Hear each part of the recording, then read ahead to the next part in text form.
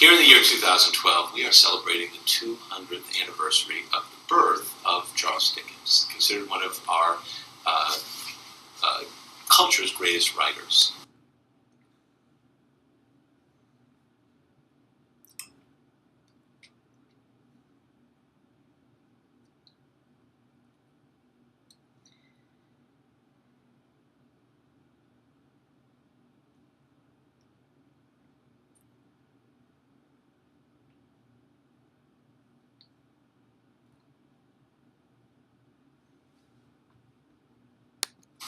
Charles Dickens was indeed born in February of 1812 in England.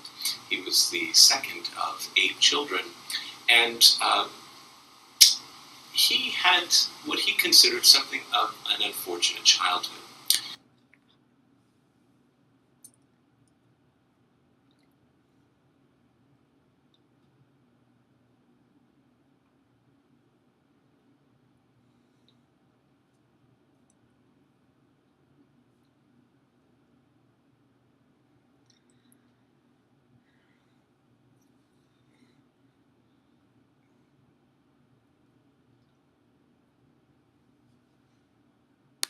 When he was just about 12 years old, his father was imprisoned for indebtedness. Now, at the time, debtors' prisons, as they were called, were intended not just for the individual who was charged with indebtedness, but for his entire family. Charles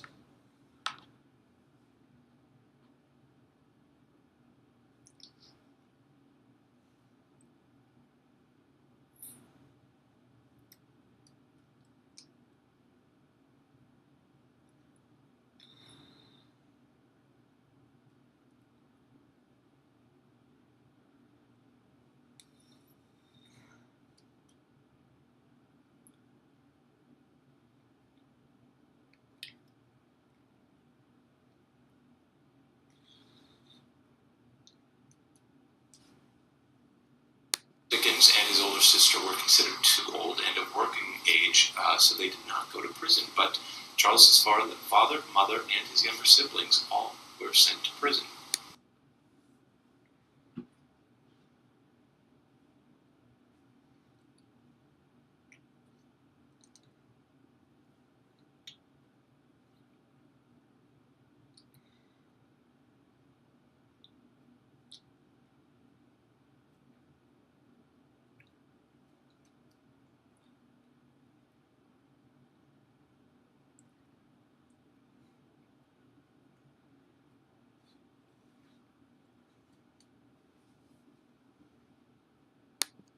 Charles was sent to work in a factory at the time, and this was an experience which greatly influenced his writing and thinking in later years.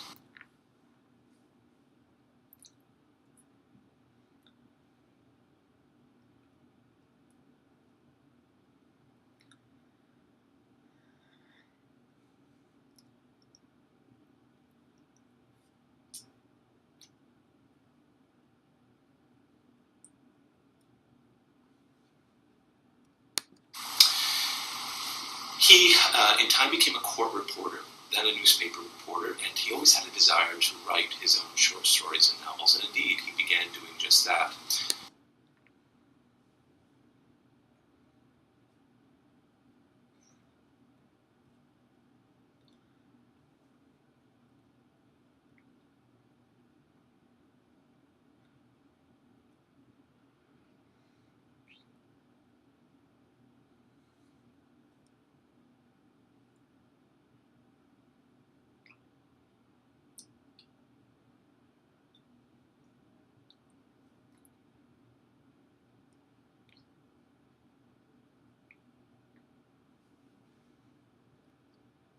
Those works appeared first in serial form.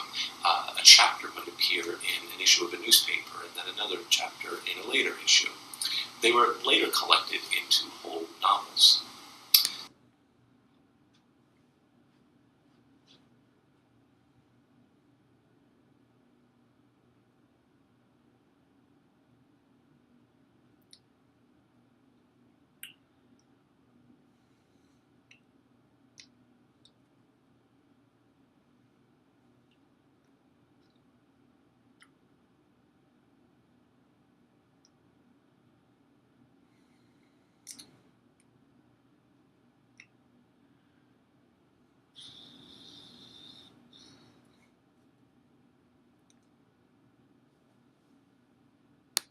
the early 1840s, Charles Dickens had in fact published 5 full novels: The Pickwick Papers, Oliver Twist, Nicholas Nickleby, The Old Curiosity Shop, and Barnaby Rudge.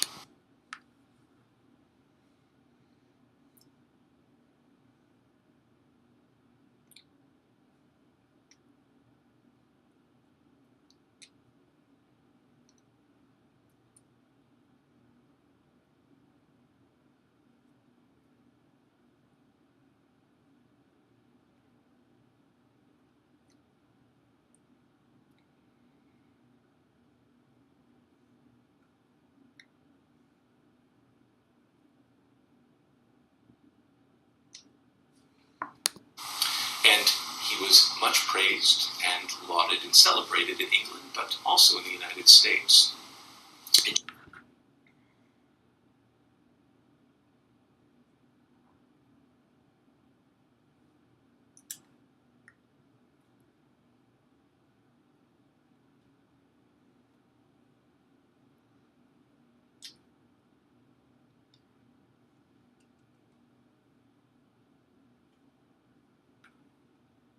January of 1842, he made his first visit to the United States, arriving in Boston after a very choppy sea voyage.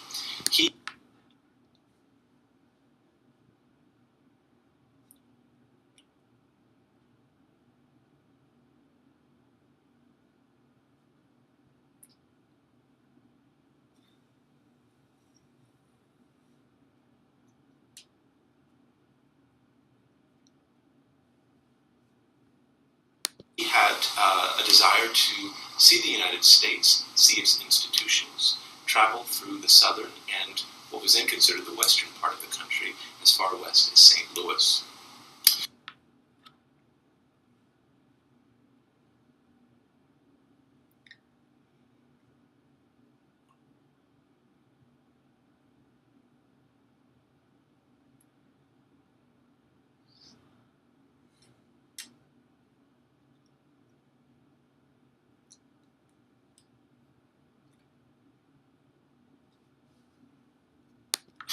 Because he was a champion of the underdog, based on his experience as a child, he especially wanted to see what were then referred to as insane asylums, mental institutions. He wanted to see prisons. He wanted to see schools for the blind and the deaf. And he was actually appalled by some of those institutions.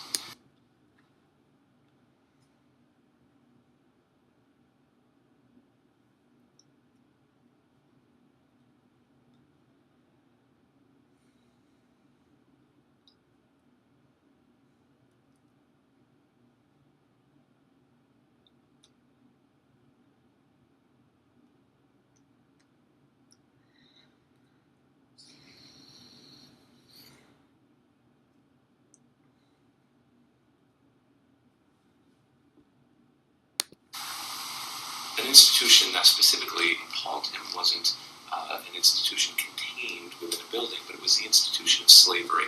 His own country, England, had outlawed slavery, but of course it was still occurring here in the United States. He was so bothered.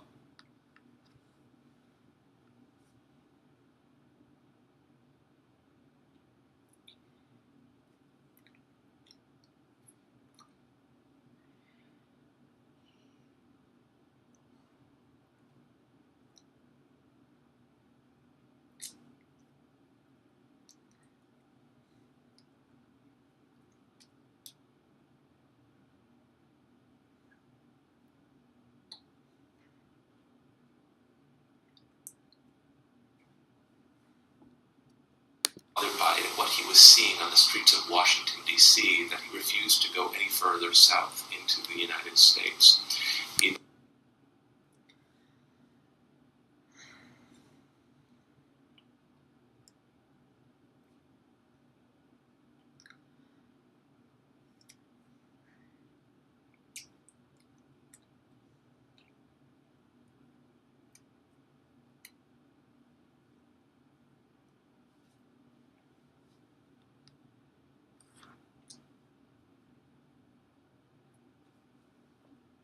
Then curtailed his trip and headed west.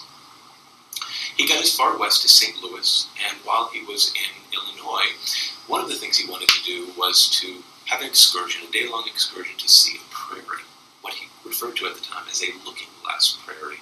I'm guessing that was because of the way that the growth in the prairie, when blown by the wind, created a sort of bright light effect or mirror effect.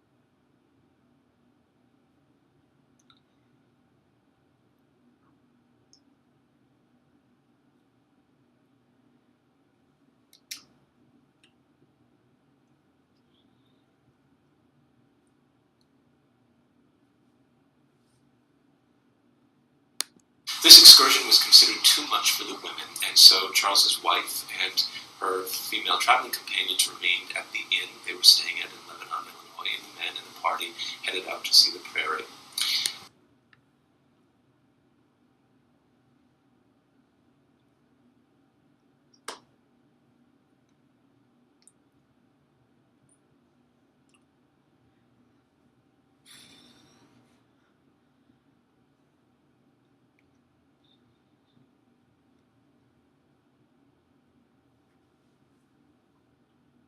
This was just one of many things that disappointed Charles Dickens on his visit to the United States.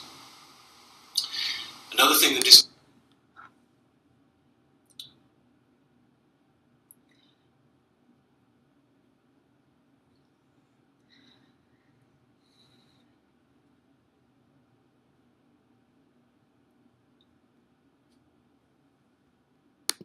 him was the lack of copyright laws. His works were being published throughout the United States by this point, but he was receiving no compensation for his work. This was something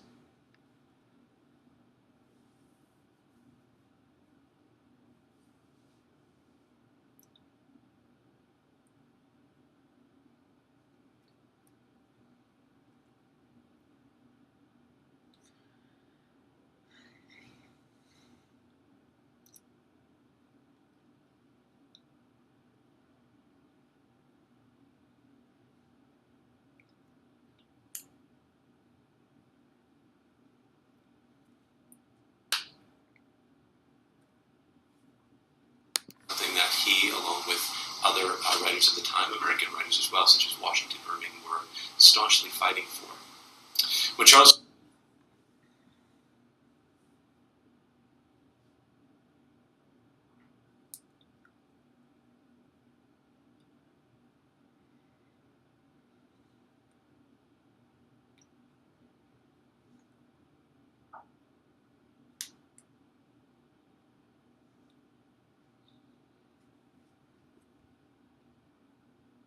Dickens returned to England later that year, he published a book based upon his travels to the United States entitled American Notes. In it,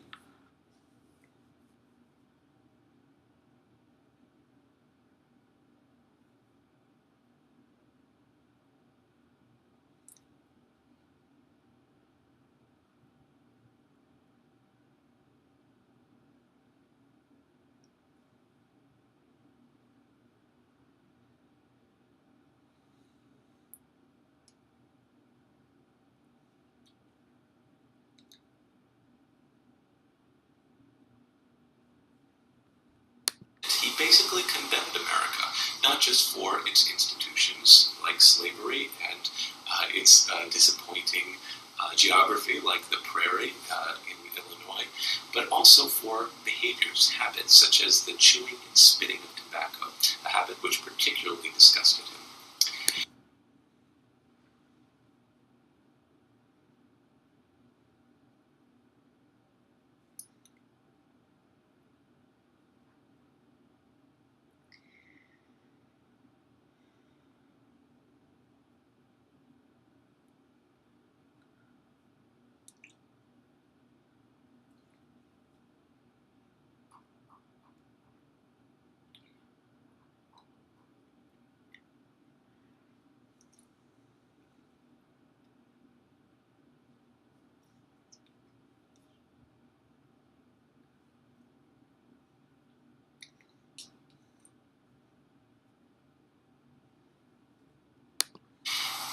Americans, while they still loved his writing, were no longer fans of the man Charles Dickens, and there was sort of tension in the relationship between Americans and the man.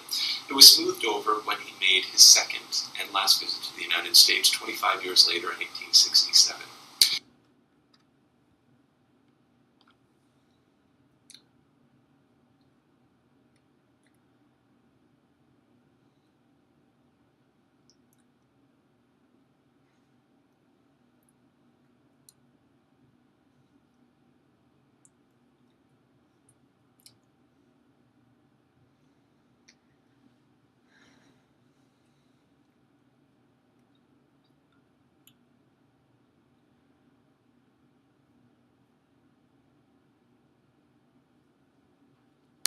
He traveled throughout the entirety of the United States in this trip and felt that America had much improved since his earlier visit. He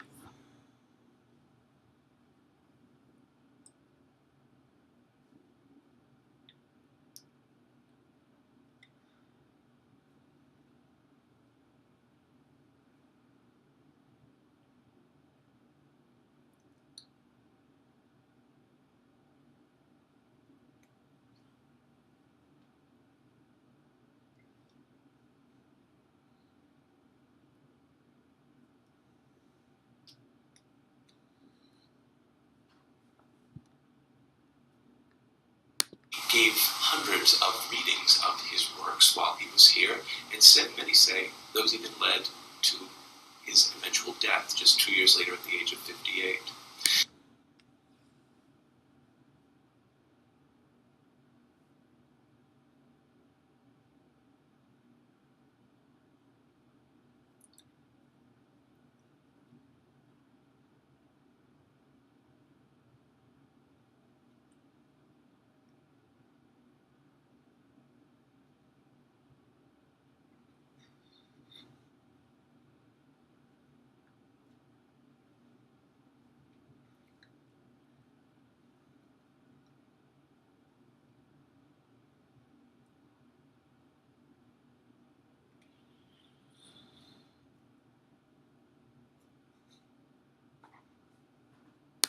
Yes, many say that if Charles Dickens hadn't become such a successful writer, he would have been a successful actor.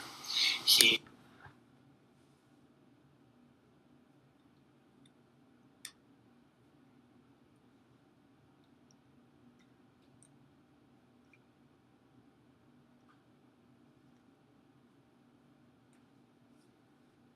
was so impassioned in the readings or excerpts of his readings during his visit to the United States, that many doctors claim it so weakened him that he died, as I said, at age 58 in 1870.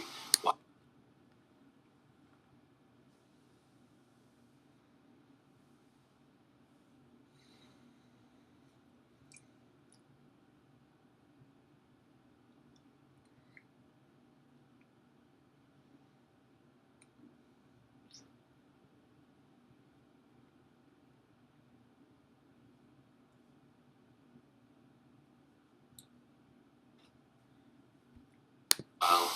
still working on yet another novel, his uncompleted The Mystery of Edwin Drood.